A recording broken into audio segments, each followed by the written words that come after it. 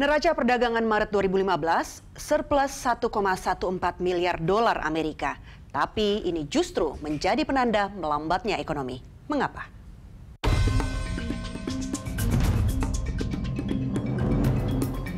Dua triwulan terakhir, pertumbuhan ekonomi Indonesia tercatat negatif alias minus.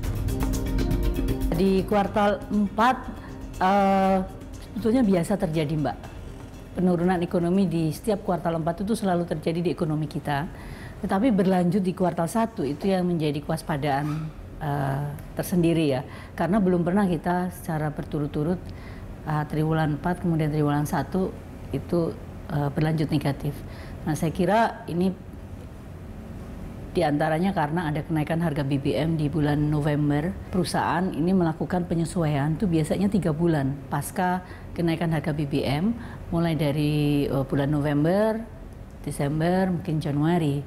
Tetapi di saat yang sama di Januari ada kenaikan rupiah atau rupiah kita melemah terhadap US dollar yang akhirnya menambah beban dari biaya perusahaan, biaya produksi, sehingga harga itu jadi naik. Ketika harga masih terus tinggi, sementara pendapatan itu tidak berubah, akibatnya daya belinya menurun.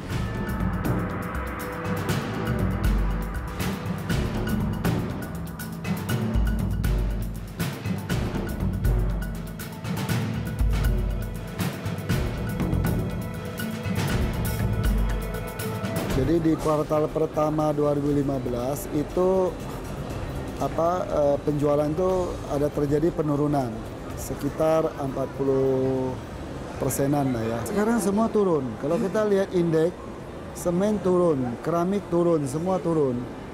Ya, di kuartal pertama semua turun. Mungkin di kuartal kedua ini masih turun ya.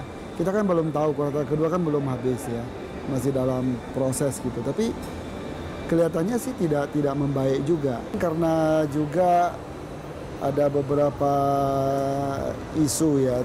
Pertama masalah nilai tukar yang juga masih tinggi, suku bunga juga masih tinggi, terus juga yang selalu kita sampaikan KPR inden ya, LTV ini juga ada pengaruh. Tetapi juga kebijakan pemerintah itu juga ada yang dimana terakhir ini ada sedikit isu pajak. Jadi memang masyarakat ada sedikit menunggu.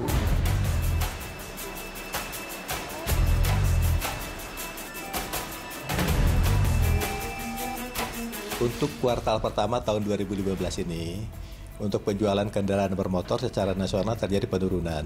Itu 15,1% untuk wholesale dan maupun retail dibandingin dengan kuartal yang sama tahun yang lalu. Sebetulnya tidak normal. Ya, tidak normal. Ya, ini memang terkait dengan perlambatan pertumbuhan ekonomi. Nah, sehingga di beberapa daerah, terutama yang tadinya itu lebih mengandalkan kepada komoditi ekspor, apakah itu hasil tambang ataupun hasil bumi yang lain, misalnya kelapa sawit dan lain-lain, itu terjadi perlambatan, jadi daya belinya menurun.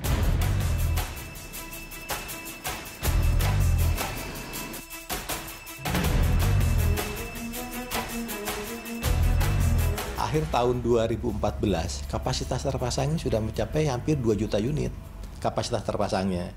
Sedangkan kalau tahun lalu penjualan dalam negeri katakan 1,2 juta unit, ekspor 0,2, jadi 200.000. Hanya 1,4 juta unit sebetulnya. Jadi masih ada idle kapasitas 600.000 unit. Januari sampai Maret itu terjadi penambahan stok di pasar itu 20.000 yang tidak terserap oleh pasar. Di sisi lain, dengan pelemahannya nilai tukar rupiah, ini juga berdampak kepada biaya produksi.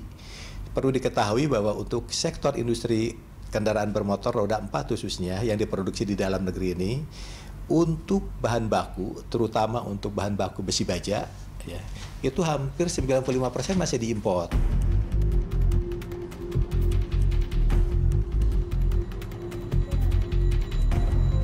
Salah satunya yang dilakukan ya bagaimana industri bisa efisien nih. Kalau bahan baku, bahan kemasan ya, dengan dolar yang seperti ini kita tidak bisa apa-apa nih ya, karena saya kira 60% sampai 70% itu komponen import lumayan besar untuk industri makanan minuman. Overall saya kira terjadi penurunan yang cukup signifikan dibandingkan kuartal pertama tahun lalu ya. Kurang lebih kalau bisa dilihat antara 5 sampai 12-15% lah untuk kategori industri makanan minuman. Kalau potensi pasar untuk makanan minuman kan ini sekitar hampir 900 sampai 1000 triliun setahun ya. Jadi kalau 3 bulan itu artinya kita bagi 4 ya, sekitar antara 250 triliun gitu ya. Surplus 1,14 miliar dolar Amerika pada neraca perdagangan Maret 2015 lalu disumbang dari menurunnya impor barang modal dan bahan baku, bukan membaiknya kinerja ekspor.